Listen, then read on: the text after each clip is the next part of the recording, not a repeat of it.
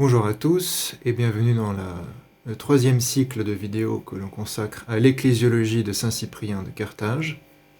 On avait fait un premier cycle qui répondait point par point à 7 citations de Saint Cyprien dans le cadre de la controverse catholique romain avec les orthodoxes. Un deuxième cycle sur la synodalité, principalement d'après les lettres de Saint Cyprien, comment il conçoit le fonctionnement synodal de l'Église, au niveau local, au niveau provincial, etc. Et notre troisième partie, qui sera a priori plus brève, concerne l'exclusivité de l'Église. On pourrait appeler simplement cette partie « Sacramentum Unitatis ». C'est l'expression qui cristallise toute la vision de Saint Cyprien, qui est tout simplement la vision chrétienne, biblique et apostolique de l'Église sur ce sujet et qui n'a jamais été remise en cause, ni en concile, ni par d'autres pères, pour ce qui est de l'exclusivité de l'Église apostolique. L'ecclésiologie exclusive de Saint Cyprien. Et pourtant, on peut remarquer par exemple, en lisant certains passages de l'édition de la correspondance de Cyprien par Michel Poirier, que c'est devenu assez gênant pour les catholiques romains, et on verra pourquoi. L'essentiel de cette partie, c'est justement de confronter ce qu'enseigne Saint Cyprien sur l'exclusivité de l'Église et ce qu'enseigne le catholicisme romain depuis le Concile Vatican II. Il faut être conscient qu'il y a eu un changement de position fondamental à Vatican II sur ce point-là. C'est pas seulement sur ce point-là, mais c'est le point qu'on va analyser dans cette série. L'ecclésiologie de Vatican II est fondamentalement et radicalement différente de l'ecclésiologie catholique romaine avant, telle qu'elle s'exprimait dans différents textes. Et en ce qui concerne l'exclusivité de l'Église et du salut par l'Église, on peut conseiller de lire par exemple Unam Sanctam, qui est une bulle papale de Boniface VIII au début du XIVe siècle, dans le contexte de la confrontation avec Philippe le Bel, qui parle clairement de l'exclusivité de l'Église, évidemment, selon la perspective catholique romaine, qui est qu'il faut être en communion avec le Saint-Siège et le souverain pontife pour faire partie de l'Église, mais cette Église est exclusive. Et un autre document qui a peut-être un niveau d'autorité encore supérieur, puisque certains diront peut-être que Unam Sanctam de Boniface VIII n'est pas ex cathedra, même si elle a toutes les marques d'une définition ex cathedra, c'est simplement une notion qui n'existait pas de manière très claire avant Vatican I. Et donc l'autre document qui émane d'un concile considéré comme écuménique dans le catholicisme romain, qui est le concile de Florence, qui est d'ailleurs considéré à l'origine comme le 8e concile écuménique dans le catholicisme romain, puis ensuite d'autres conciles précédents ont été sélectionnés comme écuméniques, et donc le chiffre a changé, mais il est considéré comme écuménique seulement par les catholiques romains, pas par les orthodoxes. On y reviendra peut-être dans d'autres vidéos. Et dans les documents de ce concile, on a Cantate Domino de Eugène IV, qui aborde aussi le sujet de l'exclusivité de l'Église, toujours selon la perspective catholique romaine, mais en tout cas, le point sur lequel elle continuait d'être traditionnelle, c'est de dire il n'y a qu'une seule Église, elle est unique, elle est l'arche du salut, et en dehors de l'Église, nulla salus, comme dit Saint Cyprien. Et on verra que c'est complètement abandonné à Vatican II. Ça fait partie des choses qui expliquent les dissensions qui ont vu le jour suite au Concile Vatican II. Mais je ne pense pas qu'on puisse sérieusement aujourd'hui considérer que Vatican II n'est pas un concile écuménique du catholicisme romain, ou que le fait qu'il serait purement pastoral ferait qu'il n'aurait aucune autorité dogmatique et qu'il pourrait définir des choses fausses tout simplement parce qu'il est pastoral. Je pense que ça ne tient pas vraiment debout, et évidemment c'est la position que sont obligés de développer entre guillemets les mouvements intégristes, qu'on a appelés intégristes au sens strict, c'est ceux qui ont refusé Vatican II sur certains points, après différents degrés dans ces mouvements.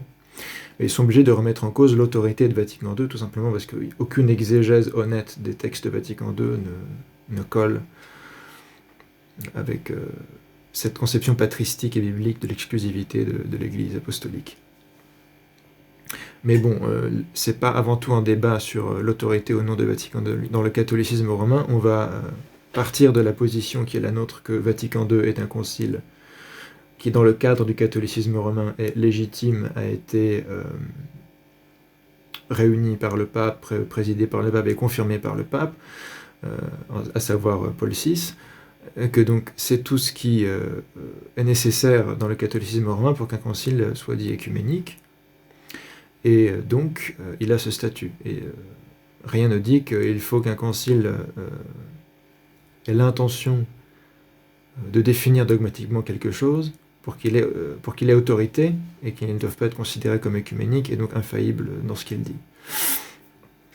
Donc on va partir du point de vue conciliaire qui est le plus cohérent sur quelle est l'autorité de Vatican II, et donc on va confronter ce que dit Saint Cyprien et ce que dit Vatican II, qui permettra de souligner un autre point fondamental où Saint Cyprien n'est pas catholique romain, bien que sur ce point, on peut dire qu'avant Vatican II, il aurait pu être d'accord au moins sur le fait que l'Église est exclusive, mais nous, on traite du catholicisme romain tel qu'il est actuellement, puisqu'on ne peut pas être catholique romain et refuser Vatican II si on croit dans le système papal tel qu'il a été défini avant Vatican II. N'en déplaise à la minorité qui pense que c'est possible de passer devant tout ce que le catholicisme enseigne sur l'autorité du pape et ensuite dire que non, ça ne marche plus, ou que tout d'un coup il n'y a plus de pape. En tout cas, on va partir de cette prémisse-là. On ne reviendra pas par la suite. Pour nous, Vatican II exprime le dogme catholique romain, et notre but est de démontrer qu'il est fondamentalement opposé à la doctrine patristique, telle qu'enseignée déjà en profondeur par Saint Cyprien, mais évidemment ce sera la doctrine de tous les pères de l'Église. Et on se propose par la suite de montrer par les textes que c'est resté, et toujours resté, la position de l'Église orthodoxe, malgré les apparences. Sacramentum unitatis. Donc c'est cette expression fondamentale qui revient plusieurs fois dans les textes de Saint Cyprien, qui signifie le mystère de l'unité, ou le sacrement de l'unité. Sacramentum, fondamentalement, signifie la même chose que le grec mysterion. Donc c'est le mystère au sens sacramentel, la réalité du sacrement qui est un mystère divin, etc. Et ce sacramentum unitatis, c'est le mystère de l'Église elle-même. On va voir d'abord un passage caractéristique tiré des chapitres 4 et 5 selon le Textus Receptus du traité de l'unité de l'Église catholique. Celui qui ne maintient pas cette unité de l'Église, anc ecclesiae unitatem qui non tenet, croit-il maintenir la foi? Tenere se fidem credit. Celui qui s'oppose à l'Église et qui lui résiste, qui ecclesiae renititur et resistit, peut-il avoir confiance qu'il est dans l'Église? Une ecclesia se esse confidit. Alors que le bienheureux apôtre Paul, lui aussi, enseigne la même doctrine et présente le mystère de l'unité, sacramentum unitatis, en ces termes: un seul corps et un seul esprit, une seule espérance attachée à votre vocation, un seul Seigneur, une seule foi, un seul baptême, un seul Dieu. Épître aux Éphésiens 4, versets 4 à 6. Voilà l'unité que nous devons tenir et défendre avec fermeté. Quam unitatem tenere firmiter et vindicare debemus. Surtout nous, les évêques, qui exerçons la présidence dans l'Église. Maxime episcopi qui in ecclesia presidemus, afin d'apporter la preuve que la charge épiscopale, elle aussi, est une et sans division. Episcopatum quoque ipsum unum atque intifissum. Que personne ne trompe les frères par un mensonge, que personne n'altère la vérité de la foi par une perfide trahison. On avait déjà vu précédemment ce passage. On est obligé de le revoir ici parce qu'il y a cette expression, le mystère de l'unité, qui montre que, de même que Dieu est un, l'Église, son corps, est une, le Saint-Esprit qui la vivifie depuis la Pentecôte est un, et en fait un seul corps, et de même l'épiscopat est un, qui est ce pouvoir épiscopal que le Christ a transmis à ses apôtres, et qui permet d'administrer dans la collégialité l'Église une. On continue avec cette fois un extrait de la correspondance, la lettre 74 à Pompée, qui fait plutôt partie des lettres de l'époque de la controverse sur la réception des hérétiques, de ces longues lettres ecclésiologiques écrites pour exprimer quelle position Cyprien a sur l'unité de l'Église comparée à Étienne de Rome, qui tous les deux seraient d'accord pour dire que l'Église est une et unique et exclusive par ailleurs, mais ils n'en tirent pas les mêmes conclusions pour la réception des hérétiques. Mais on reviendra sur cette question précise dans le prochain cycle, la 4e partie de la présentation, qui traitera du face-à-face entre Cyprien et Étienne. Donc voilà, cette lettre à Pompée, au chapitre 11. Il nous a été transmis en effet qu'il n'existe qu'un seul Dieu et qu'un seul Christ. Quod sit unus Deus et Christus unus. Qu'une seule espérance et une foi unique. Qu'une seule Église, una ecclesia, et un unique baptême. Encore Éphésiens 4, 4 à 6. Qui ne se trouve que dans la seule Église, in una ecclesia. Et inévitablement, quiconque a pris ses distances avec cette unité se retrouve du côté des hérétiques. Et en prenant leur défense contre l'Église, ici il c'est Étienne de Rome, l'évêque de Rome à cette époque, il s'attaque au mystère sacré de la tradition divine, sacramentum divinae traditionis. C'est pas rien de considérer que l'évêque de Rome s'attaque au mystère sacré de la tradition divine et prend la défense contre l'Église des hérétiques, mais c'est la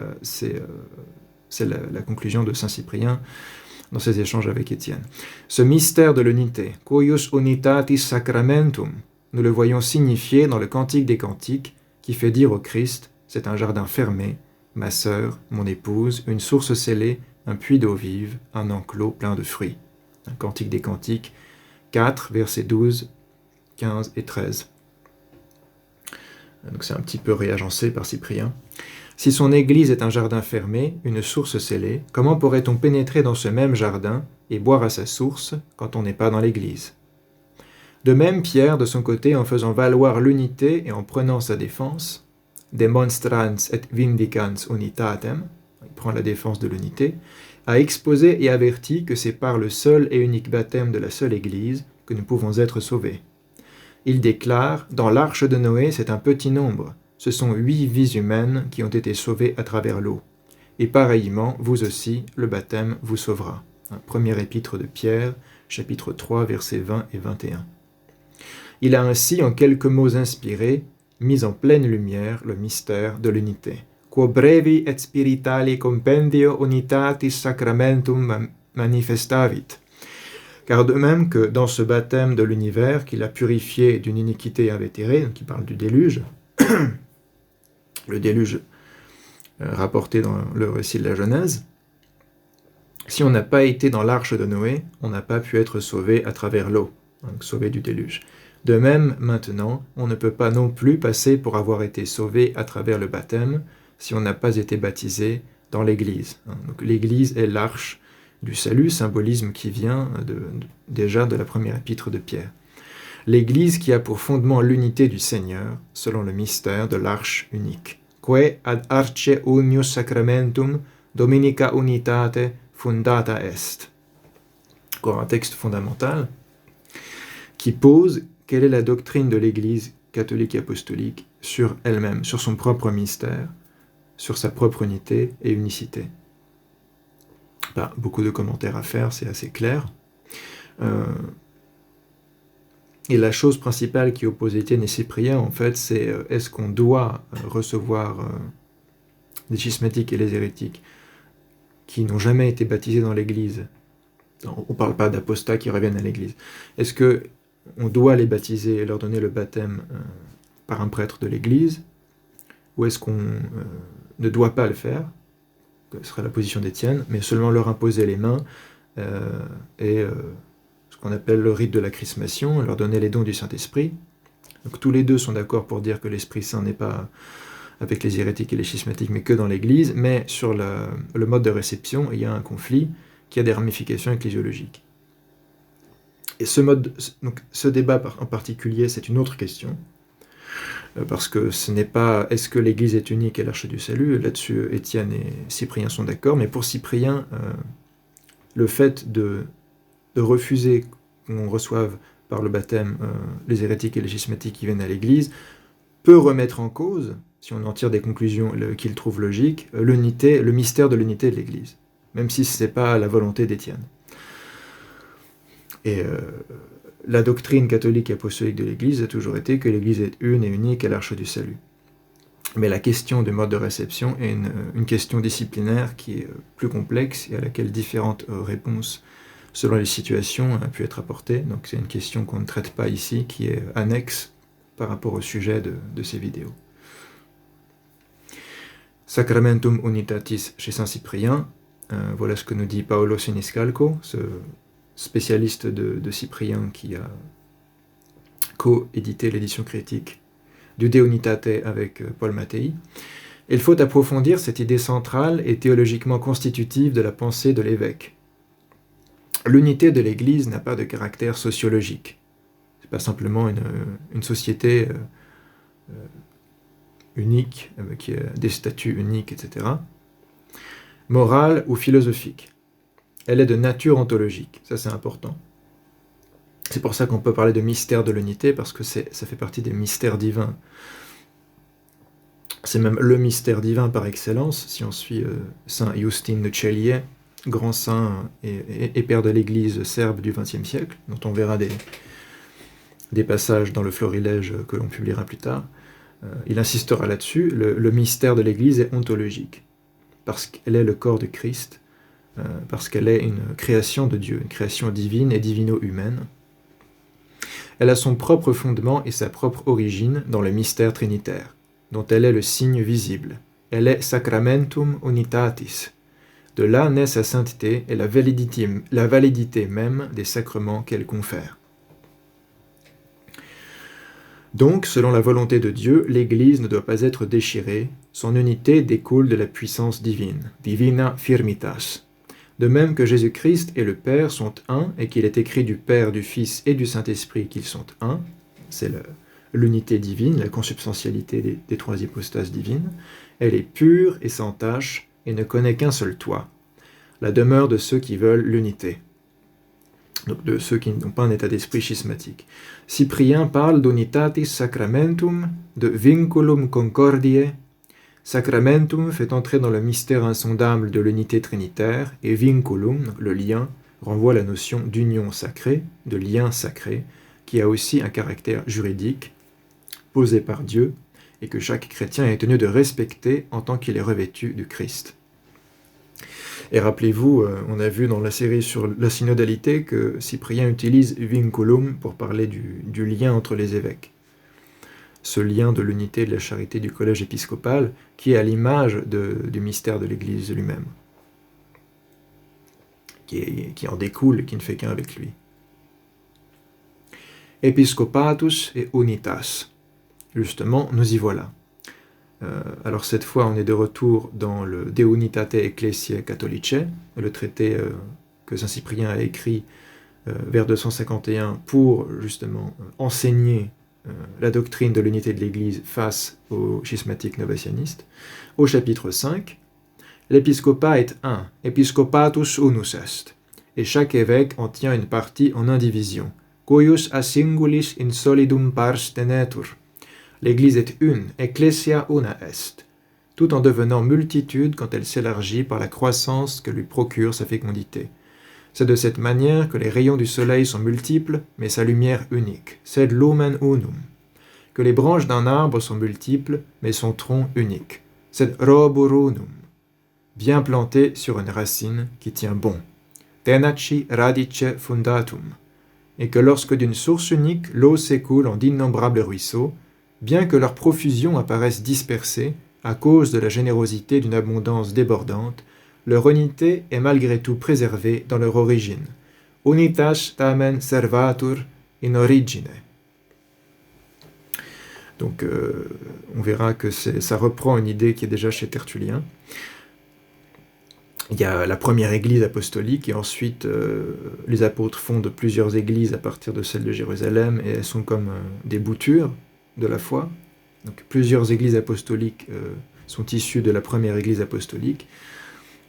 Et même après que les apôtres aient quitté ce monde, les églises apostoliques continuent par leur enseignement de créer d'autres églises qui, recevant la même bouture de la foi, peuvent elles aussi être appelées apostoliques, et elles sont toutes une par leur origine, qui est le Christ lui-même, à travers les apôtres.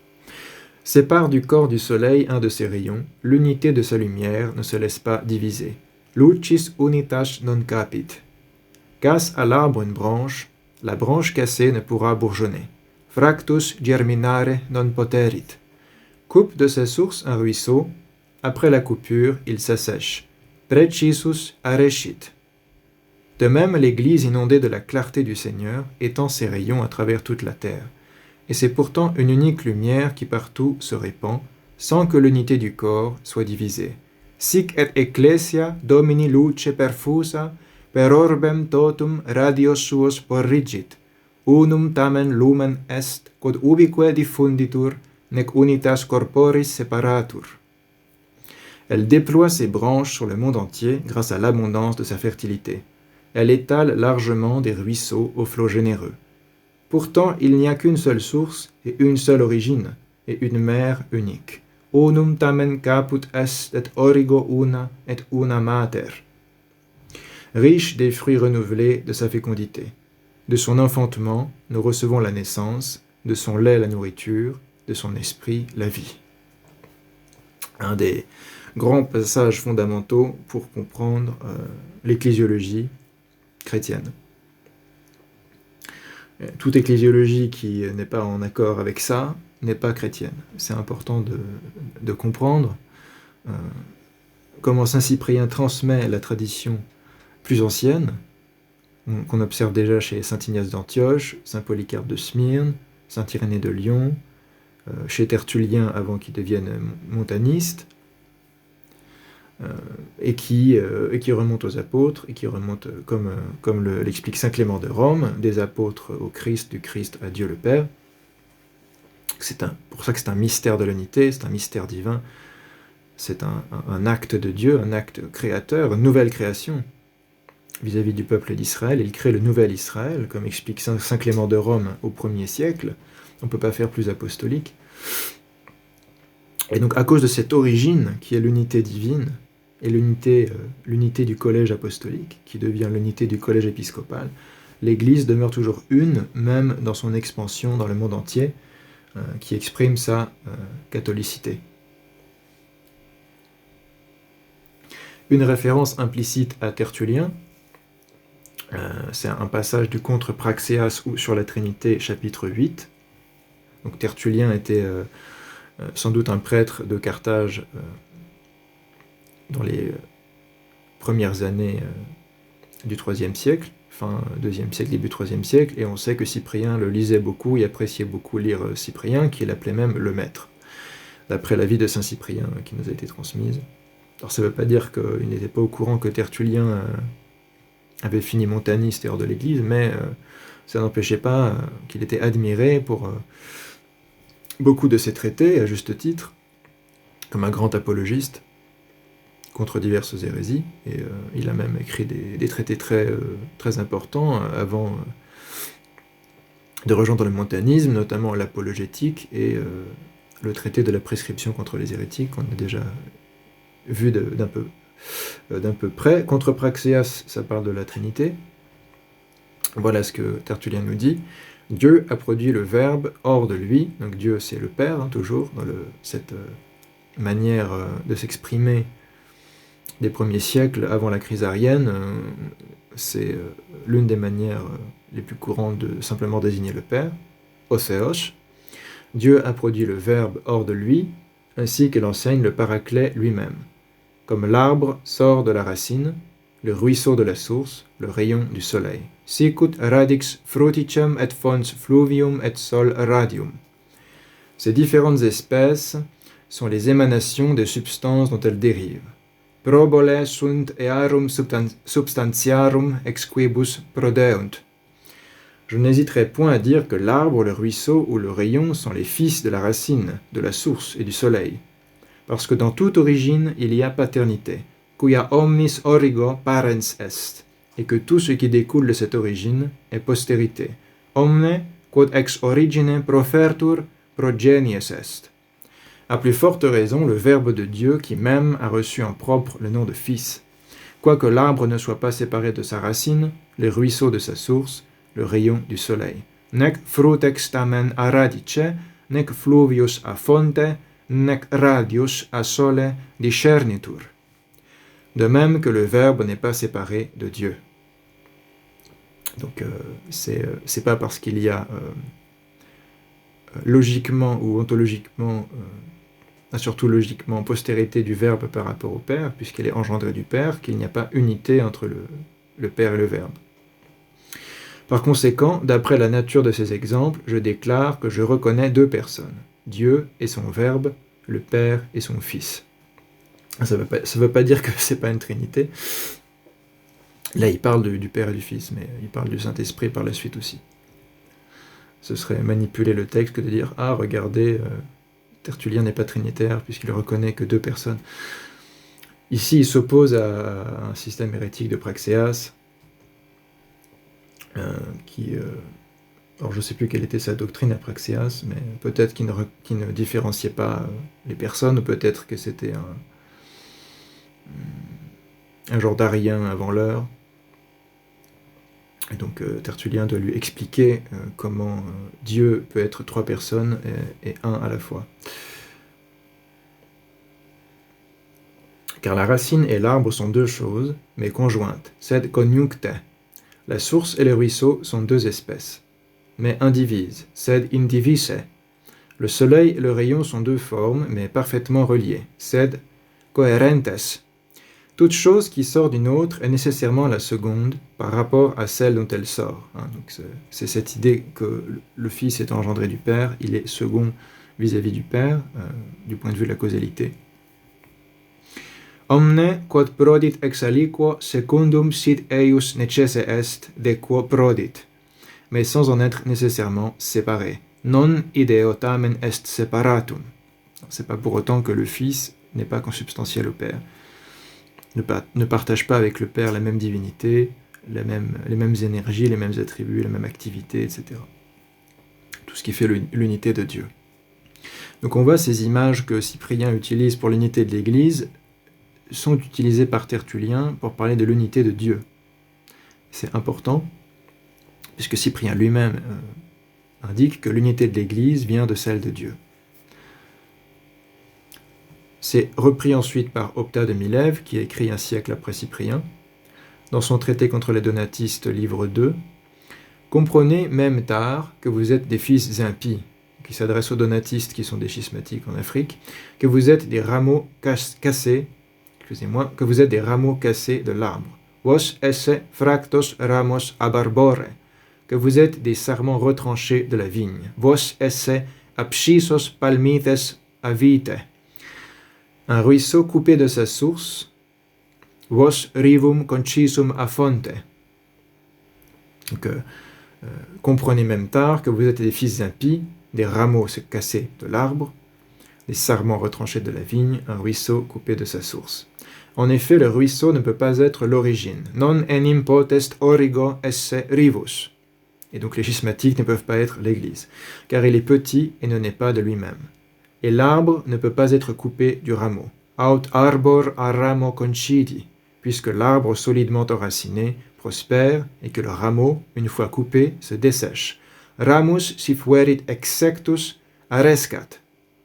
Même champ lexical que dans le passage de Cyprien. La preuve est faite que nous sommes dans la Sainte Église catholique, donc nous les évêques catholiques d'Afrique, nos esse in ecclesia sancta catholica, nous qui possédons le symbole de la Trinité, symbolum trinitatis, et que par la chair de Pierre, qui est à nous, per cathedram Petri, que nostra est, par ce don même, nous possédons aussi tous les autres dons. C'est tout un contexte où il répond à une théorie de l'Église des donatistes qui dépend toute une théorie des dons, des différents dons donnés à l'Église.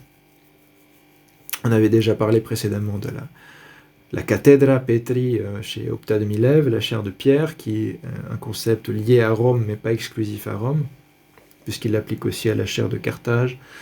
Et en fait, bien que ça soit il élabore un peu différemment que Cyprien, c'est essentiellement la vision de Cyprien. La chair de Pierre, c'est la chair de l'évêque légitime, par opposition aux schismatiques, qui se sont coupés de l'origine, n'ont pas été instaurés légitimement, et donc sont la chair de pestilence. Ils n'ont pas la cathedra Petri,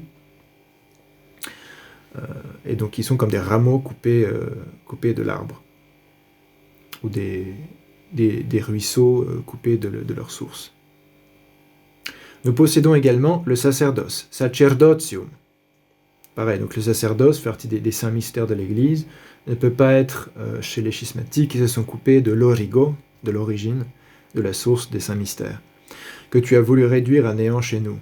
Les donatistes reniaient le sacerdoce chez les non-donatistes. Donc, puisque j'ai expliqué ce qu'est l'hérésie et ce qu'est le schisme, pour Opta, il y a une différence de statut entre les hérétiques et les schismatiques, il élabore la chose différemment de Saint Cyprien là-dessus. Les donatistes sont plus cyprianiques là-dessus, bien que dans l'ensemble, ils ne suivent pas Saint Cyprien, dans la manière dont ils considèrent la nécessité de l'unité de l'épiscopat légitime, on a vu ça. On ne peut pas revenir là-dessus. C'est juste que chez Cyprien, hérétique a un sens très large. Tous ceux qui se coupent de l'Église sont des hérétiques. Opta fait une distinction qui s'affirme surtout au IVe siècle entre les hérétiques et les schismatiques. Et pour lui, c'est important parce que les schismatiques, en quelque sorte, ont un lien avec l'Église que n'ont pas les hérétiques, qui sont ces sectes complètement extérieures à l'Église, qui ont complètement erré sur la foi, alors que les donatistes, c'est des questions disciplinaires, qui finissent par des errements sur la foi aussi, mais bon, c'est avant tout, on pourrait dire, des querelles sur des successions épiscopales. C'est pas une déformation de la foi en la Trinité et au Christ en soi. Donc, puisque j'ai expliqué ce qu'est l'hérésie, ce qu'est le schisme, ce qu'est l'Église sainte, le caractère de cette Église sainte a été clairement défini, et celle-là est catholique, qui est répandue dans tout l'univers. Anc esse catholicam, quesit in toto terrarum orbe diffusa. C'est une des grandes définitions, au IVe siècle en tout cas, de ce qui fait la catholicité de l'Église, c'est que c'est celle qui est répandue dans tout l'univers, contrairement à ces schismatiques donatistes ou autres qui sont locaux, qui n'ont pas de clergé dans le monde, enfin qui ne peuvent pas être la manifestation de la catholicité de l'Église tellement ils sont localisés, quoi. Ça sera repris par saint Augustin, l'argument de la catholicité comme universalité géographique, même si ça n'épuise pas vraiment le sens de catholicité, évidemment, l'Église était catholique avant d'être répandue dans tout l'Empire, mais ça va être cette expansion, cette diffusion dans tout l'Empire qui va être la manifestation pour les pères du IVe siècle de la catholicité. Saint Cyril de Jérusalem reprend la même vision dans ses catéchèses. Donc, même si ça n'épuise pas ce qu'est la catholicité de l'Église, ça en est l'expression. C'est-à-dire que l'Église ne peut pas être l'Église juste d'un peuple ou juste d'un coin de la terre. C'est pas compatible avec la nature même de l'Église qui est de se répandre à toute l'humanité.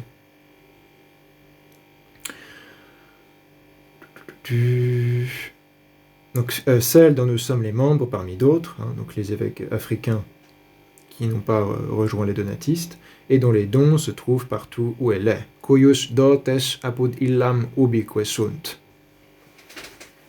Tous ces dons de l'Église, on pourrait dire que ce sont les saints mystères, les saints sacrements, tout ce qui manifeste la sainteté de l'Église et qui permet la sanctification des hommes. ces dons de l'Église que réclament les donatistes, mais qu'ils ne peuvent pas avoir, puisqu'ils sont des rameaux cassés de l'arbre, des sarments retranchés de la vigne, et un ruisseau coupé de sa source. On voit, Opta réutilise ces images qui étaient déjà chez Tertullien, donc ça se transmet d'une génération à l'autre dans la polémique contre les schismatiques. Quand ce n'est pas les novationnistes, c'est les donatistes. Parallèle appliqué dans la lettre 55 à Antonien. Lettre 55 qui est une des plus longues du corpus de la correspondance de Cyprien, chapitre 24. En ce qui concerne personnellement Novatien, on rappelle que Novatien c'était un prêtre de l'église de Rome, qui au milieu du IIIe siècle n'a pas supporté sans doute de ne pas être choisi pour être le nouvel évêque de Rome après le martyre de Saint Fabien. Donc c'est Saint Corneille qui a été élu,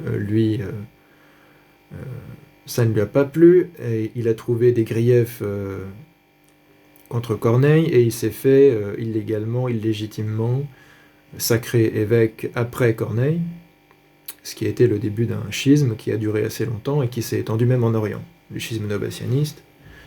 Il existe encore au IVe siècle, sans doute après, et pas seulement en Occident. Mais ça a commencé à Rome avec Novatien, qui est donc ce que Saint Cyprien appelle un pseudo-évêque.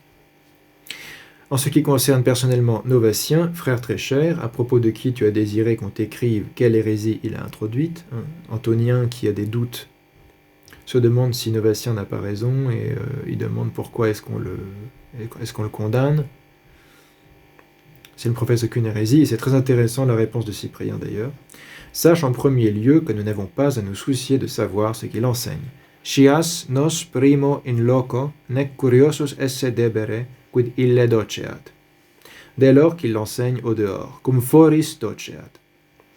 C'est une phrase très importante qui montre que peu importe qu'un schismatique dise qu'il est orthodoxe ou qu'il a la foi catholique, ce qui est la même chose, ça ne justifie pas qu'il soit au dehors.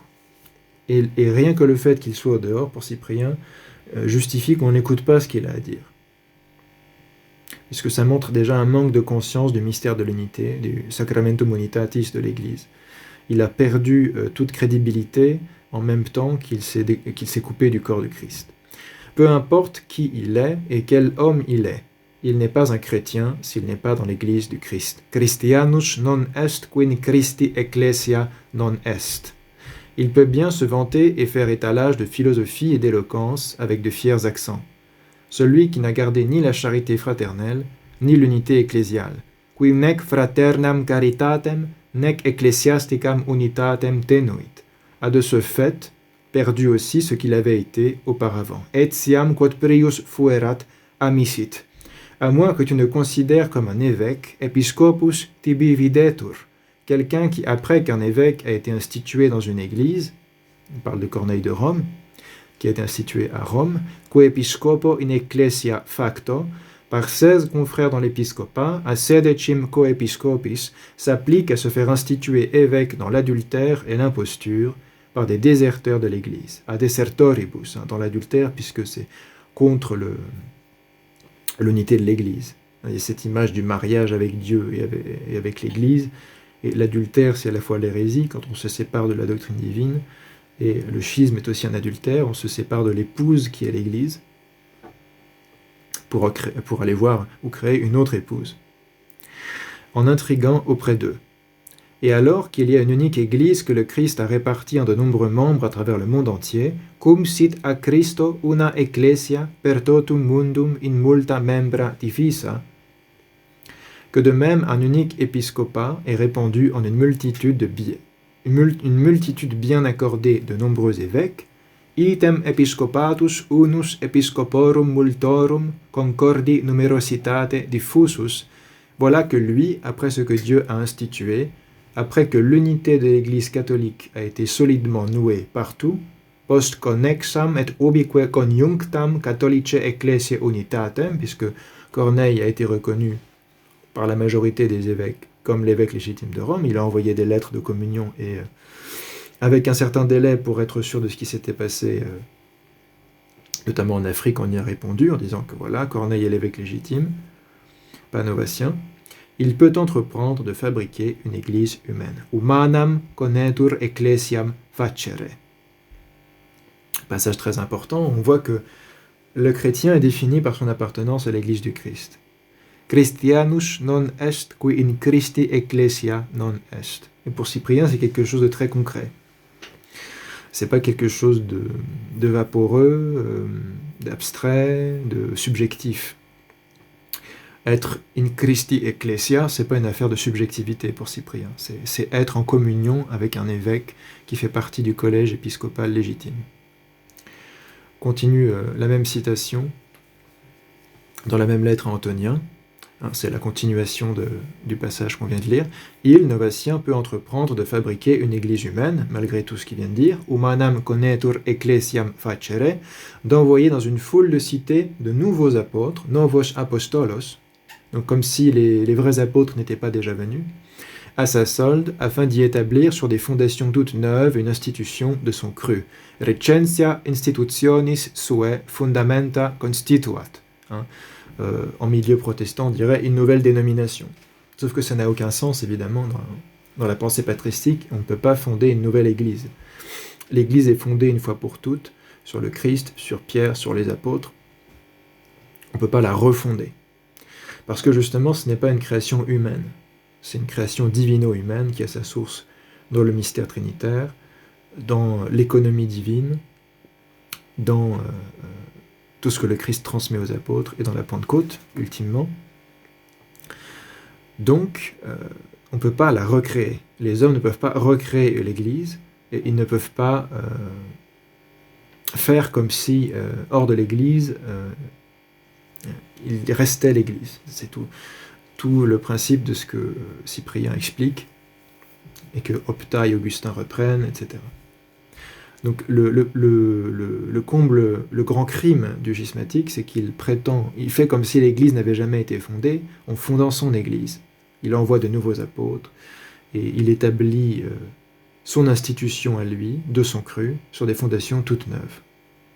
Alors que saint Paul explique qu'il n'y a qu'une seule fondation, le Christ. Et quand il dit ça, c'est pas quelque chose de subjectif non plus, c'est quelque chose d'historique et d'objectif. Il a reçu des autres apôtres ce que eux-mêmes ont reçu du Christ. Quand il dit qu'on ne peut pas mettre d'autre fondement que le Christ, c'est bien pour dire que l'Église est fondée historiquement sur lui, et ontologiquement sur lui. C'est pas simplement une école de pensée ou une adhésion subjective. Et alors que depuis tout un temps, à travers toutes les provinces et dans chacune des villes ont été ordonnés des évêques d'un âge respectable, donc légitimement, d'une foi sans défaut, trouvés fidèles dans l'épreuve, proscrits dans la persécution, il y avait aussi de nombreux confesseurs, il peut avoir l'audace d'en créer par-dessus ceux-ci d'autres, à savoir des pseudo-évêques. Supereos creare alios pseudo-episcopos audeat. On avait déjà vu, tout évêque qui n'est pas légitimement ordonné et qui s'écarte de l'unité du collège épiscopal est un pseudo-évêque. Donc il s'est auto-proclamé évêque. Il y a eu un simulacre, d'après Saint Corneille de Rome, dans sa lettre à Fabius, il y a eu un simulacre d'ordination, mais bon, qui n'était même pas vraiment... qu'il dénigre en disant qu'il a soudoyé des évêques un peu simples qui n'étaient pas au courant des événements et qu'il a fait boire, et qu'il les aurait forcés à imposer les mains alors qu'ils étaient ivres. Enfin, on ne sait pas ce qui est vrai ou pas dans cette histoire, mais Novatien se serait débrouillé pour se faire ordonner, entre guillemets, par d'autres évêques légitimes, mais selon Cyprien et selon Saint Corneille aussi, ça n'a aucune valeur puisqu'il avait déjà un évêque. C'est pas parce qu'il a reçu une ordination que, de facto, l'ordination est valide et efficace. Et en plus, comme il s'est opposé à l'évêque légitime et a refusé de faire pénitence et d'accepter l'évêque que tout le monde acceptait, il a créé un schisme, donc c'est encore plus un pseudo-évêque de ce fait. Alors que peut-être s'il avait accepté que Corneille est le véritable évêque de Rome, on lui aurait laissé les honneurs de l'épiscopat, mais en lui expliquant qu'il serait sans doute un évêque, un corps-évêque ou un évêque suffragant ou autre, mais le fait qu'il se soit séparé de l'Église, là, c'est ce qui entérine son état d'esprit anti-chrétien et anti-évangélique. Comme s'il pouvait parcourir le monde entier dans l'acharnement de son entreprise d'un nouveau genre, novi conatus, ou bien couper en deux le corps bien charpenté de l'Église, ecclesiastici corporis compaginem rescindere, en y semant la discorde. Lui qui ignore que toujours les schismatiques œuvrent au début dans l'enthousiasme, mais sont incapables de se développer et de fortifier ce qu'ils ont commencé de manière illégitime, illicite, et ils s'effondrent tout d'un coup en emportant avec eux leurs contestations perverses. Ce qu'il faut noter, c'est que Cyprien dit que Novatien fait tout ça comme si on pouvait couper en deux le corps bien charpenté de l'Église. On verra que pour Cyprien, c'est ontologiquement impossible. Et la conclusion, c'est que donc ceux qui se séparent du collège épiscopal sont hors de l'Église. Unité collégiale organique et ontologique de l'épiscopat. Saint Cyprien, toujours dans la lettre à Antonien, chapitre 24. D'ailleurs, il ne pourrait pas conserver l'épiscopat même s'il avait été fait évêque par le corps de ses frères dans l'épiscopat. A coepiscoporum suorum corpore, avant de se détacher de l'unité de l'Église, et ab ecclesiae unitate desciceret, puisque l'apôtre nous avertit de nous supporter mutuellement les uns les autres, ut in vicem nos met ipsos sustineamus, pour ne pas nous écarter de l'unité instituée par Dieu, ne ab unitate quam Deus constituit recedamus, vous supportant mutuellement dans l'amour, agissant comme il faut pour préserver l'unité de l'esprit dans le lien de la paix. Épître aux Éphésiens 4, versets 2 et 3. Donc celui qui ne conserve ni l'unité de l'esprit, ni la tâche de la paix, qui ergo nec unitatem spiritus, nec conjunctionem pacis observat, qui se détache du lien de l'Église et se sépare du collège des sacerdotes, donc des évêques, et se ab ecclesiae vinculo atque a sacerdotum collegio separat, ne peut posséder ni le pouvoir ni l'honneur d'un évêque. Episcopi nec potestatem potest habere, nec honorem, puisqu'il a choisi de ne garder ni l'unité ni la paix de l'épiscopat. Qui episcopatus nec unitatem voluit tenere, nec pacem. Donc ça explique ce que j'ai déjà expliqué juste avant, ce qui vous montre que ce ne sont pas mes propres élucubrations, c'est ce que Cyprien prend du temps à expliquer à de nombreuses reprises, et dans la lettre à Antonien, il prend le temps d'expliquer assez longuement, puisqu'il écrit à un évêque africain qui a des doutes, et qui risque, si Cyprien ne fait pas l'effort de lui expliquer la situation, de partir dans le schisme. Donc Cyprien, en bon co-évêque et en bon primat de toute l'Afrique qui a soin de ses frères et de l'unité, lui explique longuement, c'est la lettre la plus longue avec la lettre 59 à Corneille, pourquoi il faut rejeter la communion de Novatien et être en communion avec Saint Corneille de Rome. Et c'est donc une des lettres principales avec les longues lettres de la période de la controverse avec Saint Étienne de Rome, pour comprendre l'ecclésiologie de Saint Cyprien, en plus de son traité spécifique qu'il a écrit en 251 sur cette question. Donc, les passages importants, même s'il avait été fait évêque légitimement par le corps de ses frères dans l'épiscopat, même si c'était pas fait ordonner de manière très douteuse, comme l'explique Saint Corneille de Rome, le fait qu'il rompe la communion avec ses frères, l'aurait destitué de l'honneur et du pouvoir, l'honneur et la potestas épiscopale. Donc, c'est pas simplement une question d'ordination légitime ou illégitime, c'est aussi une question de communion. Et c'est important à comprendre de nos jours aussi. Déjà, Cyprien considère que Novatien n'a pas été élu et ordonné légitimement, donc c'est pour ça qu'il appelle pseudo-évêque, mais même s'il l'avait été, il serait toujours un pseudo-évêque par le fait qu'il a créé un schisme et s'est séparé de l'origo des chaires apostoliques. Il s'est séparé du consentement des frères, de tous ces évêques qui ont reconnu que Corneille était l'évêque légitime.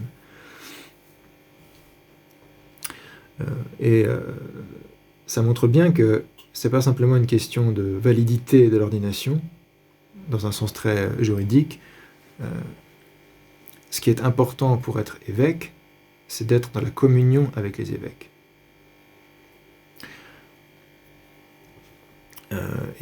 Évidemment, là, il n'y a pas de question de foi, mais on sait par Cyprien que ce qui est très grave, c'est la communion avec des évêques déposés, donc des évêques qui ne sont plus des évêques. Mais Cyprien ne considère pas que c'est la fin du monde d'être en communion avec des évêques avec qui on n'est pas d'accord sur des questions qu'on juge importantes, puisque c'est ce que fait Cyprien avec Étienne de Rome. Et on avait déjà pris le temps de montrer tous les passages où il explique que même s'il n'est pas du tout d'accord avec Étienne de Rome sur cette question ecclésiologique de la réception des hérétiques, il ne veut pas couper la communion avec lui, par égard pour la charité fraternelle et de l'unité de l'Église entre les évêques, etc. Donc ce qui dérange Cyprien, c'est ceux qui prétendent diviser le corps de l'Église et qui s'en séparent, et qui prétendent toujours être évêques et être l'Église, fonder une nouvelle Église, etc. Il n'y a rien de plus anti-cyprianique que la conception protestante des dénominations. Il n'y a rien de plus anti-chrétien, de plus anti-patristique. Il n'y a pas de dénomination chrétienne, il y a l'Église fondée par le Christ. On va poursuivre. On verra que Cyprien revient souvent sur la même idée. Il faut souligner, celui qui ne conserve ni l'unité de l'esprit, ni la tâche de la paix, avec le collège épiscopal, qui se détache du lien de l'Église et se sépare du collège des sacerdotes, donc c'est quelque chose de très concret, ne peut posséder ni le pouvoir ni l'honneur d'un évêque, puisqu'il a choisi de ne garder ni l'unité ni la paix de l'épiscopat. Par son choix, il s'est lui-même exclu de l'Église. Même pas besoin d'avoir une sentence d'excommunication et une déposition officielle, il s'est lui-même exclu de l'Église. Ce qui est pas le même cas que des évêques qui, tout en restant dans la communion de l'Église, enseignent des hérésies et qui n'ont pas été jugés. Ce qui serait pour Cyprien le cas d'Étienne de Rome. Parce que pour Cyprien, ce qu'Étienne enseigne est hérétique, pour autant, il ne s'est pas coupé de l'Église, et il n'a pas été condamné ni déposé en concile ni excommunié, donc il reste en communion avec Étienne. S'écarter des évêques, c'est s'écarter de l'Église, et vice-versa. Il n'y a pas de fausse dichotomie entre l'épiscopat et l'Église qui est nécessaire à toute la vision protestante de ce qu'est l'Église, sauf éventuellement les anglicans qui ne sont pas exactement, qui sont à la fois protestants et pas protestants, c'est une espèce d'hybride. Mais depuis que les protestants ont accepté l'ordination des femmes, je pense que le débat est clos. Ça a été la démonstration claire que leur vision de l'épiscopat n'est pas du tout la vision apostolique et patristique de l'épiscopat. Alors que le débat pouvait s'expliquer au début du XXe siècle encore. Mais aujourd'hui, on voit très bien que l'anglicanisme n'a aucune légitimité, même de ce point de vue-là, puisque maintenant, des femmes peuvent ordonner... à partir du moment où vous avez des femmes évêques, ça veut dire qu'elles-mêmes se prétendent être la source des sacrements et ordonner d'autres évêques, ce qui détruit complètement tout le fantasme anglican qu'ils aient une succession apostolique et que donc... indépendamment de toute communion, ils restent l'Église grâce à cette succession apostolique, etc., ce qui les distinguait dans leur discours des autres protestants non épiscopaliens. Je pense que le débat est clos. Reprenons notre citation. Donc voilà, pour dire que l'Église et les évêques, c'est pas séparable. On avait vu que saint Ignace d'Antioche dit en dehors de l'évêque, du presbyterium, donc du groupe des prêtres autour de l'évêque et des diacres, il n'y a pas d'église. Donc si vous n'avez pas d'évêque, pas de prêtre, pas de diacre, ces trois choses-là dans cet ordre, dans cette hiérarchie, vous n'avez pas d'église. C'est saint Ignace d'Antioche qui a connu les apôtres. Et on a vu que saint Cyprien, lui aussi, dit très clairement, l'église est dans l'évêque et l'évêque est dans l'église. En dehors de l'évêque, on est en dehors de l'église. Si vous n'avez pas d'évêque, vous n'avez pas d'église. Et comme cet épiscopat, pour tous les pères de l'église et toute la tradition, est uniquement masculin, c'est une condition sine qua non pour recevoir le sacerdoce, on peut dire que tous les protestants, avec les anglicans y compris, ne sont pas une église, déjà. C'est assez clair. Le doute n'est pas permis. Celui qui n'a pas été planté dans les prescriptions et les instructions de Dieu le Père, celui-là seul pourra se séparer de l'Église. Solus poterit de ecclesia ille discedere, pourra seul s'écarter des évêques. Solus episcopis de relictis, et demeurer dans l'égarement en compagnie des schismatiques et des hérétiques. Cum schismaticis et hereticis. Les autres, la miséricorde de Dieu le Père, la bonté du Christ, notre Seigneur, et notre patience, celle des évêques, les ramèneront à l'union avec nous. Nobis adunabit. C'est un passage qui montre, c'est la lettre 52 à Corneille, qui montre clairement que Saint Cyprien a une vision très concrète de l'unité de l'Église, qui est à la fois visible et invisible, mais qui est nécessairement visible, aussi bien qu'elle est nécessairement aussi invisible. C'est l'Église divino-humaine qui réunit le ciel et la terre,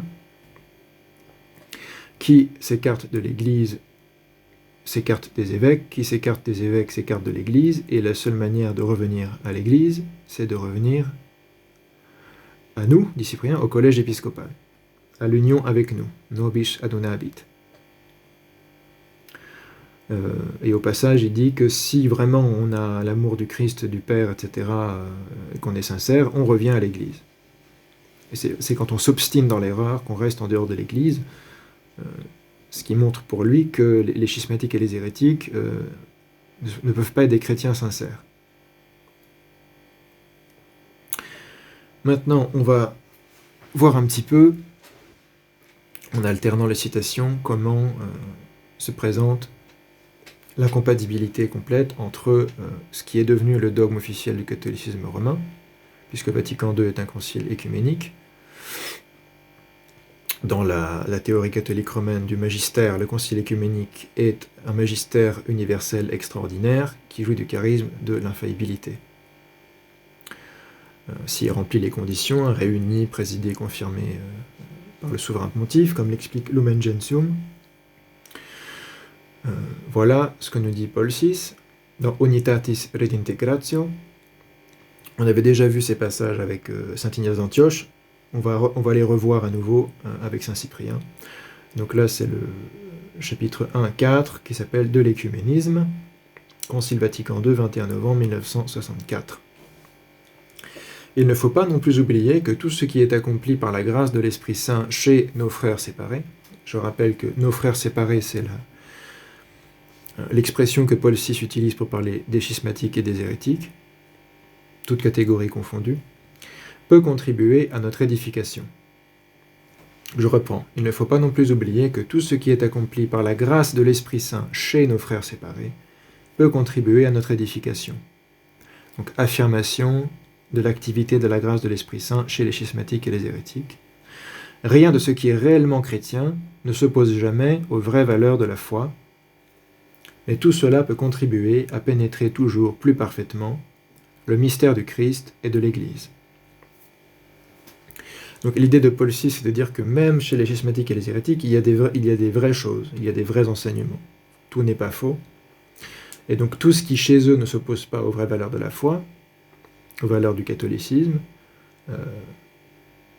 c'est réellement chrétien. Et c'est à partir de ce raisonnement-là qu'il peut commencer à introduire la nouvelle ecclésiologie à s'il y a des choses qu'on peut identifier comme réellement chrétiennes parce qu'elles ne sont pas complètement fausses, alors il y a partiellement quelque chose chez ces gens-là, donc ils sont nos frères séparés, ils ont partiellement l'Église, ils ont partiellement le Christ, ils ont même parfois complètement les sacrements, comme il le dit avec les orthodoxes, mais ils n'ont pas partiellement la communion avec nous. C'est comme ça qu'il introduit cette nouvelle vision, qui n'est pas la vision traditionnelle. Et il va assez loin, parce que au lieu de juste dire « regardez, tout n'est pas faux », je sais pas, chez les luthériens, tout n'est pas faux chez les orthodoxes, qui sont vus comme schismatiques et hérétiques, tout n'est pas faux chez les monophysites, ou que sais-je. Donc, on peut aller chercher à ces sources-là qui ne sont pas de l'Église catholique romaine, pour nous aider, pour contribuer à pénétrer toujours plus parfaitement le mystère du Christ et de l'Église. Mais on peut se demander pourquoi est-ce que tout d'un coup ça devient nécessaire de voir la chose ainsi. Pourquoi est-ce qu'on ne peut pas aussi se passer complètement de ce qui n'est pas faux chez les hérétiques et les schismatiques, puisque ce qui n'est pas faux chez eux, c'est ce qui ne s'oppose pas aux vraies valeurs de la foi qui est dans l'Église. On voit que c'est déjà posé quelque chose qui ne semble pas faux au premier abord, mais qui est orienté de manière bizarre. C'est comme si on vous disait, regardez, j'ai la vraie recette pour faire une baguette parfaite. Je suis un vrai boulanger dans la vraie tradition de la bonne boulangerie. J'ai la vraie recette pour faire une baguette parfaite. Alors ces autres boulangers là-bas, qui sont illégitimes, parce qu'ils n'ont pas suivi l'enseignement traditionnel de comment faire une bonne baguette, mais tout n'est pas faux dans leur recette. Ils font pas des vraies baguettes, mais ils ont quelques éléments qui ne sont pas complètement faux. Ils utilisent de la farine, ils utilisent un four, etc. Donc voilà, tout ce qui n'est pas faux chez eux, vous pouvez en prendre de la graine, puisque ça ne s'oppose pas à la manière dont nous on le fait. Vous pouvez approfondir l'apprentissage de la vraie boulangerie, de la vraie baguette, en vous inspirant de ce que ces pseudo-boulangers font correctement. C'est un petit peu bizarre comme raisonnement. Vous verrez que c'est pas aussi frontal que la première phrase qui dit que des choses sont accomplies par la grâce de l'Esprit Saint chez nos frères séparés. C'est frontalement contraire au dogme de l'unité de l'Église, mais là c'est plus serpentin, mais vous voyez que c'est un petit peu étrange.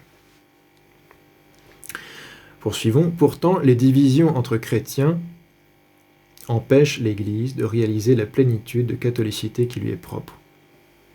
Encore une fois, là c'est complètement opposé à la vision patristique de l'Église.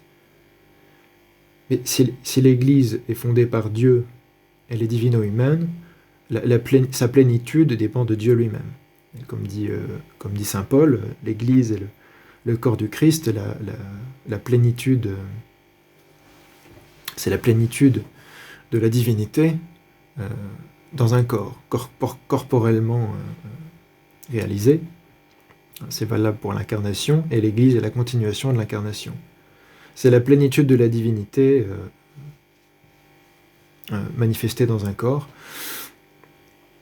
Et puisque la catholicité est une des marques essentielles de l'Église, symbole de Nicée-Constantinople, l'Église est une et unique, mia, sainte, agia, catholique, katholiki, et apostolique, qui est apostoliki. Donc ça fait partie de sa nature même, de son ontologie.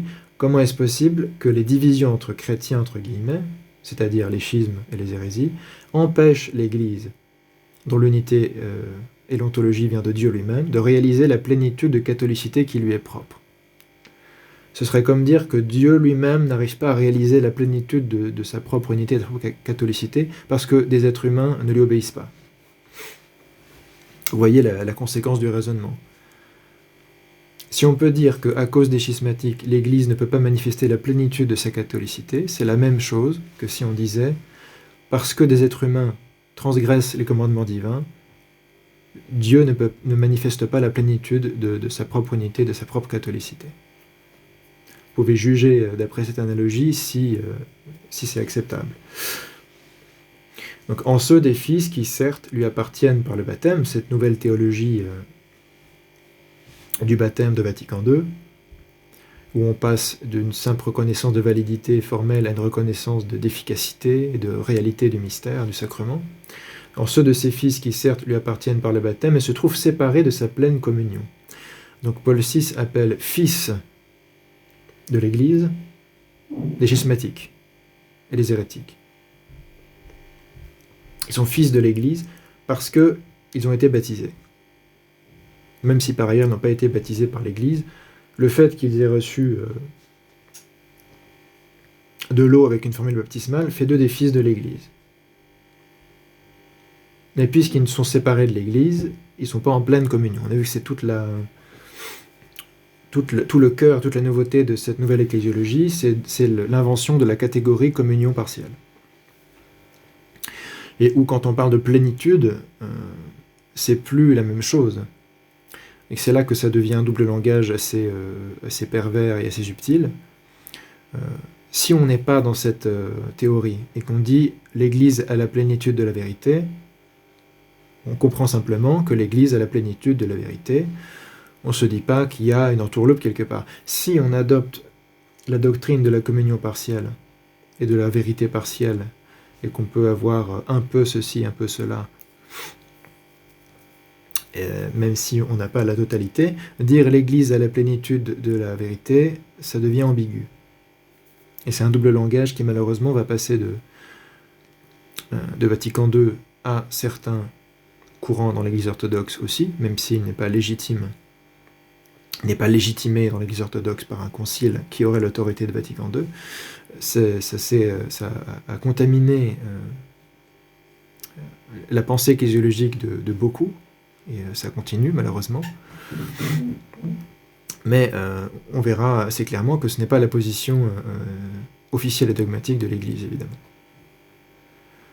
Mais ça vient du protestantisme, ça a contaminé le catholicisme en particulier à partir de Vatican II. Enfin, c'était déjà dans certains nouveaux théologiens, entre guillemets, comme Congar et autres, avant Vatican II. Et Vatican II est la consécration de cette nouvelle théologie,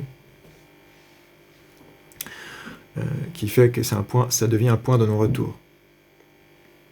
Parce que c'est le magistère le plus élevé qu'on puisse imaginer, avec un ex-cathédra. Mais bon, c'est encore mieux qu'un ex-cathédra, puisqu'il y a dans l'idée de concile œcuménique, il y a aussi le consentement des autres évêques. Alors que l'ex-cathédra, même si c'est infaillible dans le système catholique depuis Vatican I,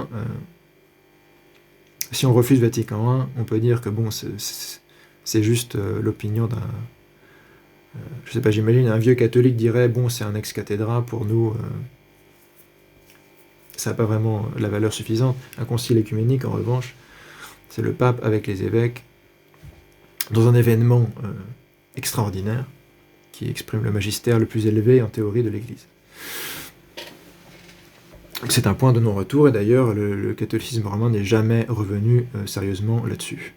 Il n'a fait que le confirmer, et aller de plus en plus dans le sens de l'œcuménisme, qui était dans leur propre conception de l'œcuménisme, qui est une contamination protestante à l'origine. Ils ont réussi à en faire une nouvelle doctrine catholique romaine qui suppose des notions que la version protestante n'a pas, mais ça reste un changement fondamental de la foi. Donc voilà, il y a cette idée que par le baptême, même si on est hors de l'Église catholique et apostolique, on peut être un fils de l'Église et avoir une communion partielle. Bien plus, pour l'Église elle-même, il devient plus difficile d'exprimer sous tous ses aspects la plénitude de la catholicité dans la réalité même de la vie. Donc, ce que je vous disais, le vocabulaire de la plénitude dans ce système est toujours pensé vis-à-vis de son, disons, du deuxième élément de la paire, qui est la partialité. Ce qui est plénitude suppose ce qui est partialité. Alors que quand les pères de l'Église, par exemple, quand saint Paul parle de la plénitude de la divinité, hein, l'Église où habite corporellement la plénitude de la divinité, il n'entend pas par plénitude la possibilité que la divinité habite partiellement ailleurs. Enfin, quand il dit que l'Église est corporellement, ou habite corporellement la plénitude de la divinité, il ne suppose pas que dans un autre groupe à côté habite partiellement la divinité. C'est pas son propos.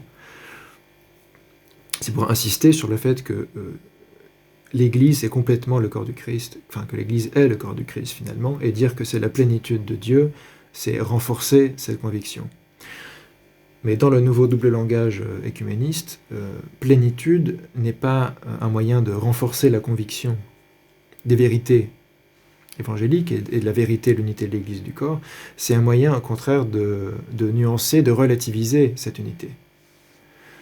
Et de dire, oui, regardez, là il y a la plénitude, mais là il n'y a pas la plénitude, mais il y a quelque chose qui n'est pas faux, et donc il ne faut pas opposer plénitude à absence complète. Plénitude n'est plus un moyen de renforcer la vérité. Plénitude suppose qu'on reconnaisse la partialité de ce qui existe en dehors de l'Église, et cette partialité a une valeur en elle-même. qui fait qu'on peut être hors de la communion pleine, qui est le seul type de communion historiquement reconnu, et avoir une communion partielle. Alors, j'ai déjà beaucoup expliqué tout ça dans mes vidéos sur Saint Ignace d'Antioche, mais je pars du principe que tout le monde ne va pas forcément les avoir déjà vus avant d'avoir vu celle-ci, donc je répète un petit peu les fondamentaux. Le Saint Concile constate avec joie l'accroissement de la participation des fidèles catholiques à la tâche écuménique. On avait souligné que pour Vatican II, l'écuménisme est une tâche, un devoir du chrétien, du bon chrétien.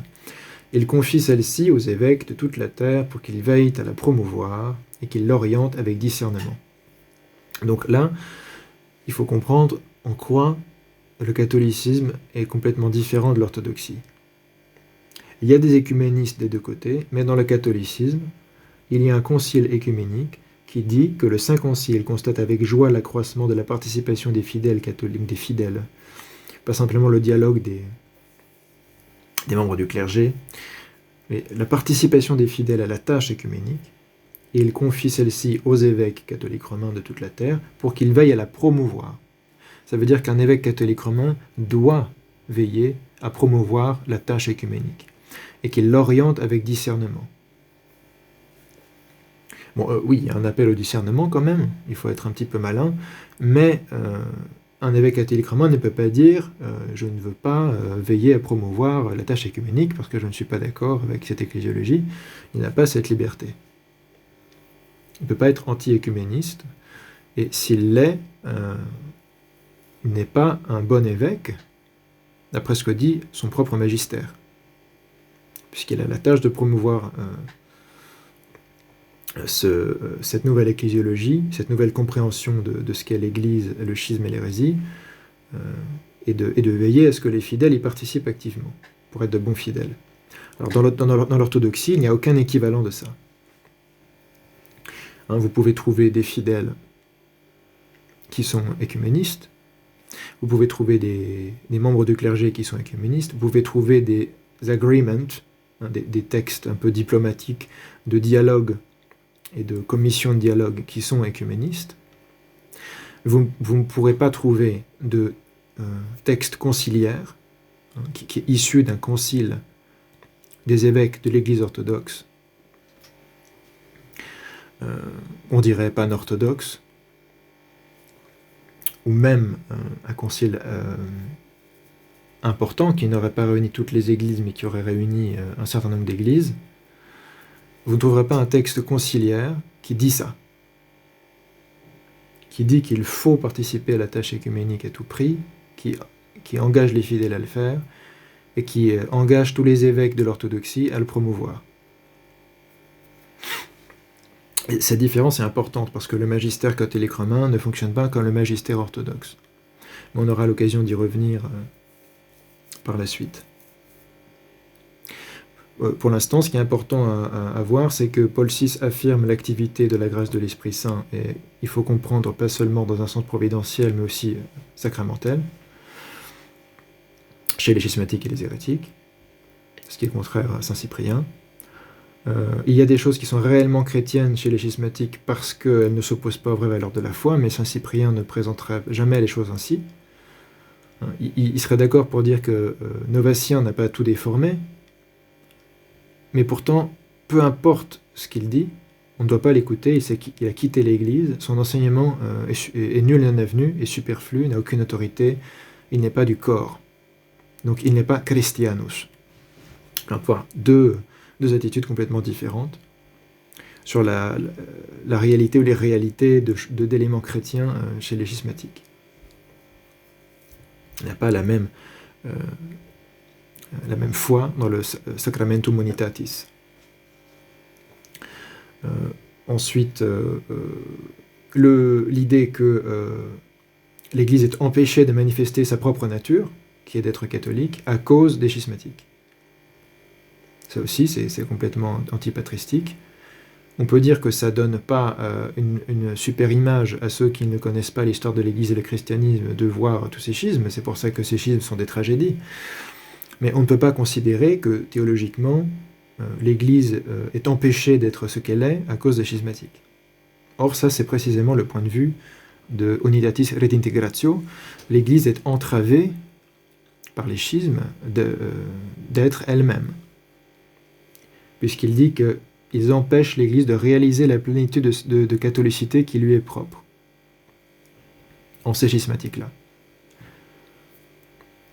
Et il peut dire ça justement parce qu'il reconnaît les schismatiques comme étant des fils de l'Église. Donc tout ça est lié à cette erreur fondamentale de ne pas tracer les frontières claires entre l'Église et la non-Église, l'épiscopat et le non-épiscopat, etc., comme le fait Cyprien. Et ensuite, l'encouragement à promouvoir cette nouvelle compréhension de l'Église au niveau des fidèles, au niveau de l'épiscopat. Les points fondamentaux de ce passage. Saint Cyprien, de l'unité de l'Église catholique, chapitre 6, l'Église est indivise par nature. On va voir que c'est une vision complètement différente. Quiconque se sépare de l'Église pour s'unir à l'adultère, donc en l'occurrence au schismatique, se retranche des promesses faites à l'Église. Quisque ab ecclesia segregatus adultere jungitur, a promissis ecclesiae separatur. Et il n'accédera pas aux récompenses que dispense le Christ s'il quitte l'Église du Christ. Nec perveniat ad Christi premia, qui relinquit ecclesiam Christi. Il est un étranger, un sacrilège, un ennemi, un inimicus. Nul ne peut avoir Dieu pour père s'il n'a pas l'Église pour mère. Abere iam non potest Deum patrem, qui ecclesiam non habet matrem. Ça c'est une punchline, entre guillemets, telle que Cyprien sait les composer. C'est un grand écrivain de sentences incisives comme celle-ci. C'est un talent qu'il a hérité de Tertullien.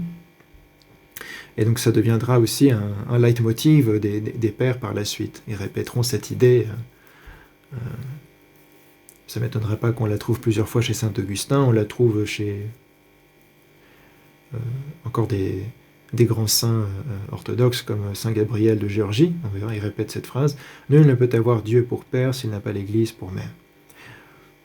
Ce qui revient à répéter ce que disait déjà saint Ignace d'Antioche, ceux qui rentrent dans des schismes ne sont pas de la plantation du Père. Si qui que ce soit a pu se sauver du déluge en restant hors de l'arche de Noé, alors celui qui se sera trouvé en dehors de l'Église se sauvera lui aussi. Donc c'est une figure de style pour dire que puisque justement personne ne s'est sauvé hors de l'arche de Noé, si on croit en la Genèse, de même personne ne se sauve en dehors de l'Église. Le Seigneur nous avertit en ces termes. Qui n'est pas avec moi est contre moi, et qui n'amasse pas avec moi dilapide. Matthieu 12, 30. Celui qui brise la paix et la concorde du Christ agit contre le Christ. Qui pacem Christi et concordiam rumpit adversus Christum facit. Celui qui amasse ailleurs que dans l'Église dilapide l'Église du Christ. Qui alibi praeter ecclesiam colligit, Christi ecclesiam spargit. On ne peut pas faire plus clair, là c'est clair et net, il n'y a pas de double langage. Y a-t-il quelqu'un pour croire que cette unité qui a pour origine la solidité divine, important, de divina firmitate venientem, et dont la cohésion repose sur les mystères célestes, sacramentis celestibus coherentem, peut être déchirée dans l'Église, peut être mise en morceaux, parce que des volontés en conflit cherchent à la briser. Celui qui ne garde pas cette unité ne garde pas la loi de Dieu. Anc unitatem qui non tenet Dei legem. Ne garde pas la foi au Père et au Fils. Non tenet patris et filii fidem. Ne garde pas la vie et le salut. Vitam non tenet et salutem. Vous voyez à quel point c'est aux antipodes de Paul VI. Paul VI va dire, regardez, il y a des petites choses qui ne sont pas contraires à la foi. Vous pouvez vous en inspirer et vous enrichir de ça pour votre propre compréhension des mystères divins. Saint Cyprien dit « Le fait même qu'ils se soient séparés du mystère de l'unité qui vient de Dieu lui-même leur fait perdre tout le reste. S'ils n'ont pas l'Église, ils n'ont pas le Christ. Ils n'ont pas le Père, ils n'ont pas le Fils. Ils n'ont pas la vie, ils n'ont pas le salut. » C'est cette vision holistique, pour utiliser un terme à la mode.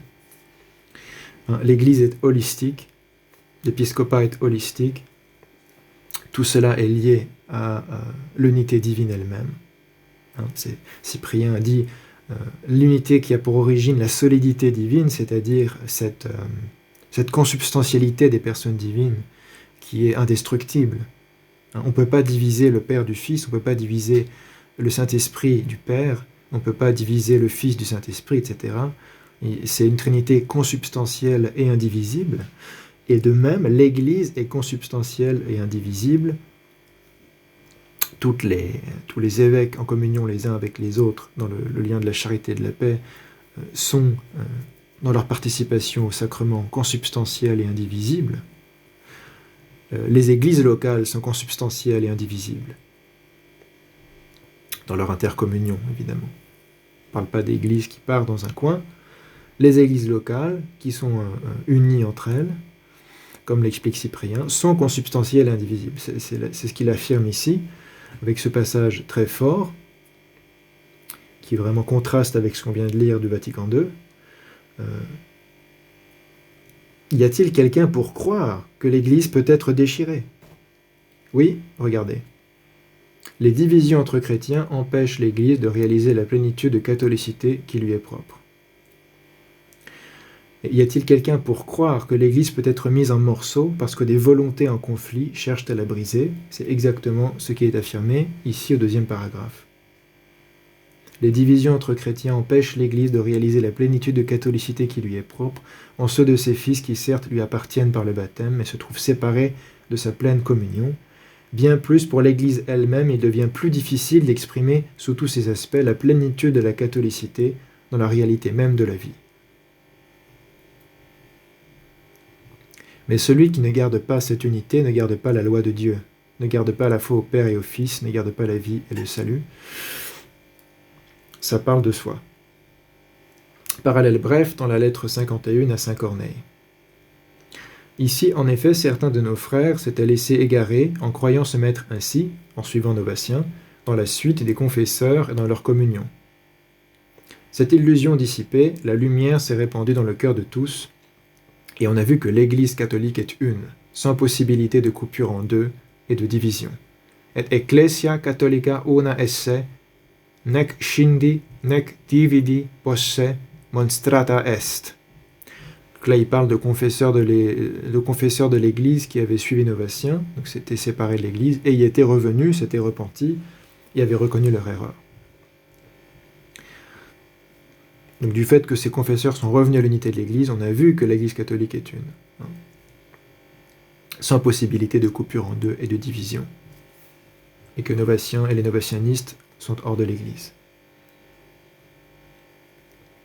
On passe de la division entre chrétiens, empêche l'Église de ceci et cela, à l'Église catholique est une, sans possibilité de coupure en deux et de division. Comparons avec Unitatis Redintegratio, un autre passage. De plus, parmi les éléments ou les biens, par l'ensemble desquels l'Église se construit et est vivifiée, plusieurs et même beaucoup et de grandes valeurs peuvent exister en dehors des limites visibles de l'Église catholique. Donc il reprend cette approche-là. Regardez, il y a des choses qui ne sont pas complètement fausses chez ces schismatiques et ces hérétiques. Et elles existent en dehors des limites visibles de l'Église catholique. Ça doit bien vouloir dire quelque chose et avoir quelques valeurs. La parole de Dieu écrite, en gros la Bible, même si en fait, si on va dans le détail, c'est discutable aussi. Est-ce que tout le monde a vraiment le même canon des Saintes Écritures, la même doctrine vis-à-vis des Saintes Écritures, etc. La vie de grâce. Alors, Paul VI vient d'affirmer que la vie de grâce peut exister en dehors des limites visibles de l'Église catholique. Là, il est flashé en flagrant délit d'un enseignement contraire à l'enseignement catholique romain antérieur. La foi est contraire à saint Augustin et à tous les pères de l'Église. La foi, l'espérance et la charité. Donc, on n'arrive pas trop à le suivre. Donc, hors de l'Église existe la foi, l'espérance et la charité. Encore une fois, on voit que ça marche que superficiellement. En fait, si on va dans le détail, quelle foi, quelle espérance et quelle charité? Est-ce que c'est compatible avec ce que explique saint Augustin et saint Cyprien, justement, sur la raison pour laquelle les schismatiques ne peuvent pas se sauver, parce qu'ils n'ont pas la charité? D'autres dons intérieurs du Saint-Esprit et d'autres éléments visibles. C'est pas seulement des trucs invisibles, il y a des éléments visibles de ces schismes qui existent et qui ont, dit Paul VI, une grande valeur. Et il garde cette grande valeur même en dehors de l'Église. Et des dons intérieurs du Saint-Esprit. Donc là, ça devient encore plus clair que précédemment. Les dons intérieurs du Saint-Esprit, la vie de grâce, qui est finalement la sanctification elle-même par les sacrements, peut exister en dehors des limites visibles de l'Église catholique. Une autre ecclésiologie que ce qu'enseigne Boniface VIII dans Unam Sanctam ou Eugène IV dans Cantate Domino, on pourrait multiplier les exemples. De même, chez nos frères séparés, la nouvelle expression à la mode pour parler des schismatiques, s'accomplissent beaucoup d'actions sacrées de la religion chrétienne. Donc là, il va continuer à dire, regardez, ils font ça qui est correct, ils font ça qui est correct. Bien que nous croyons qu'elles souffrent de déficiences. C'est pas complètement correct. Et des petites choses qui clochent quand même. Ne sont nullement dépourvues de signification et de valeur dans le mystère du salut. Alors c'est un peu ambigu, évidemment. Il cherche quand même à mettre de l'eau dans son vin pour que ça soit pas trop gros. Qu'est-ce que ça peut vouloir dire ? Ne pas être dépourvu de signification et de valeur dans le mystère du salut, on ne comprend pas très bien, c'est pas très clair. Est-ce que ça veut dire que ces choses qui sont réalisées de l'Église sont efficaces pour le salut ou pas ? Qui est la question essentielle qu'on doit se poser à ce moment-là. L'Esprit du Christ, en effet, ne refuse pas de se servir d'elles comme de moyens de salut, dont la vertu dérive de la plénitude de grâce et de vérité qui a été confiée à l'Église catholique. Donc là, il explique plus clairement ce qu'il entend par tout ce qui vient d'être dit. Tout ce qui est fait correctement chez ces schismatiques, les frères séparés, a une certaine valeur, mais prise en elle-même, c'est déficient parce que ils ne sont pas en communion plénière avec l'Église, et que c'est à l'Église que le Christ a confié la plénitude de grâce et de vérité. Donc si on veut résumer clairement la chose, la plénitude de la grâce et de la vérité et la plénitude des moyens de salut, on va dire les sacrements, sont dans l'Église, l'Église catholique romaine qui est une et visible, mais tout ça peut exister de manière déficient et incomplet en dehors des limites visibles de l'Église. Et pas seulement exister de manière superficielle, mais de manière réelle. Puisque Paul VI parle de vie de grâce, de don intérieur du Saint-Esprit. On va relire ce qu'il dit là, donc on va relire le premier paragraphe. Parmi les éléments, c'est un peu une variation sur la vision calviniste des vestiges de l'Église et des éléments d'ecclésialité, ou bien par l'ensemble, les biens par l'ensemble desquels l'Église se construit et vivifiée, des espèces de débris d'Église qui survivent.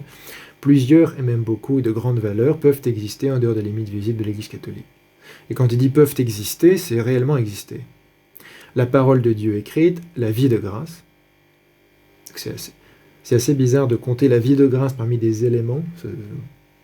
Nous, on ne dirait pas que la vie de grâce est un élément. C'est plutôt ce qui fait la vie de l'Église elle-même, le cœur de l'Église, qu'elle est insufflée par l'Esprit Saint.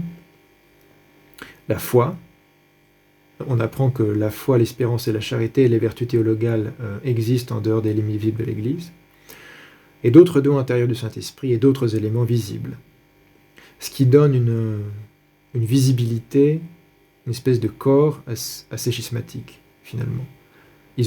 D'ailleurs, saint Augustin serait d'accord pour dire qu'ils ont des éléments visibles qui sont ceux de l'Église, mais pour lui, tout ça tombe à l'eau à cause de la séparation avec l'Église catholique véritable. Mais pour Paul VI, au contraire, c'est un argument pour dire qu'il n'y a pas vraiment de séparation complète. Ça montre au contraire qu'il y a une communion partielle. Et donc tous ces éléments, tout cela qui provient du... J'avais pas lu cette phrase. Tout cela qui provient du Christ et conduit à lui, même en dehors de l'Église, appartient de droit à l'unique Église du Christ. Donc là, Paul VI met de l'eau dans son vin. Il dit attendez, je ne suis pas en train de renier le dogme de l'unité de l'Église. Il y a une unique Église dont le chef visible et la source visible est le pape, c'est quand même le pape qui parle, donc il ne va pas couper la branche sur laquelle il est assis, parce que si l'Église n'est plus unique, elle a pas, si elle peut exister sans le pape, elle n'a pas besoin du pape pour exister, ça serait problématique. Donc non, je ne suis pas en train de, Paul VI dit, je ne suis pas en train de nier le dogme de l'unité de l'Église, mais simplement, comprenez que je suis en train de renier subtilement plutôt l'exclusivité de l'efficacité de ces sacrements, de ces moyens de salut, qui peuvent exister en dehors de son sein. C'est pour ça qu'il est important d'aborder ces textes-là dans la discussion de la doctrine de l'exclusivité de l'Église, qui est reliée mais qui est distincte de celle de son unité et de son unicité. Saint Cyprien, alors là on revient dans le traité De Unitate Ecclesiae, de l'unité de l'Église catholique, au chapitre 7, la tunique sans couture du Christ. Ce mystère de l'unité, hoc unitatis sacramentum, ce lien d'une concorde à la cohésion infrangible, hoc vinculum concordiae inseparabiliter coherentis, se trouve manifesté lorsque dans l'Évangile, la tunique du Seigneur Jésus-Christ n'est pas le moins du monde partagée ni déchirée, mais qu'un tirage au sort de son vêtement décide qui doit de préférence revêtir le Christ, en sorte que le bénéficiaire reçoit cet habit intact et possède la tunique sans qu'elle ait été endommagée ni partagée. Le Christ portait sur lui l'unité qui vient d'en haut, unitatem ille portabat de superiore parte venientem, c'est-à-dire du ciel et du Père, absolument indéchirable, scindi omnino non poterat, pour qui la recevait en possession, et assuré de garder sa solidité une fois pour toutes totale et stable. Sa solidité, c'est son caractère intégral et organique et infrangible. Assuré de garder sa solidité une fois pour toutes totale et stable de manière infrangible. Sed totam semel et solidam firmitatem inseparabiliter obtinebat. Il ne peut être en possession de l'habit du Christ, celui qui déchire et partage, par le schisme, l'Église du Christ. Possidere non potest indumentum Christi qui scindit et dividit ecclesiam Christi. Ce qui revient à dire, un schismatique n'a pas revêtu le Christ. En voulant déchirer la tunique de Christ qui ne peut pas être déchirée, il s'en est dépouillé. Parce que le peuple du Christ ne peut connaître la déchirure, sa tunique tissée d'une seule pièce et d'un seul tenant n'a pas été partagée entre divers possesseurs. Diffisa a possidentibus non est. Indivise en un seul morceau et d'une seule venue, individua copulata connexa. Elle manifeste la concorde qui tient uni le peuple que nous formons. Ostendit populi nostri concordiam coherentem. Nous qui avons revêtu le Christ. Qui Christum induimus. Par le mystère et le signe de son vêtement, il a mis en lumière l'unité de l'Église. Sacramento vestis et signo declaravit ecclesiae unitatem. Donc encore une fois, on voit que c'est complètement aux antipodes de ce que dit Paul VI. Paul VI dit, regardez, il y a des signes visibles en dehors de l'Église qui semblent corrects, qui semblent en accord avec ce que fait l'Église aussi. Donc on doit pouvoir reconnaître en dehors de l'Église une réalité ecclésiale, même partielle, même déficiente. Saint Cyprien, à l'inverse, dit « Regardez tous ces signes dans les évangiles, dans le Christ, tous ces signes que l'Église a et qui manifestent qu'elle est une, et que par conséquent, ceux qui s'en séparent se séparent aussi de la signification de ces signes qu'a l'Église. » Et évidemment, saint Augustin posera un premier pied en dehors de cette vision-là, en disant que, en reconnaissant en quelque sorte la validité, sans l'efficacité, mais la validité des sacrements en dehors de l'Église, dans sa controverse contre les donatistes. C'est là qu'il y a une nuance entre Cyprien et Augustin, même s'ils ont la même vision de l'unité et de l'exclusivité. Cyprien ne parle jamais de validité des sacrements en dehors de l'Église. Augustin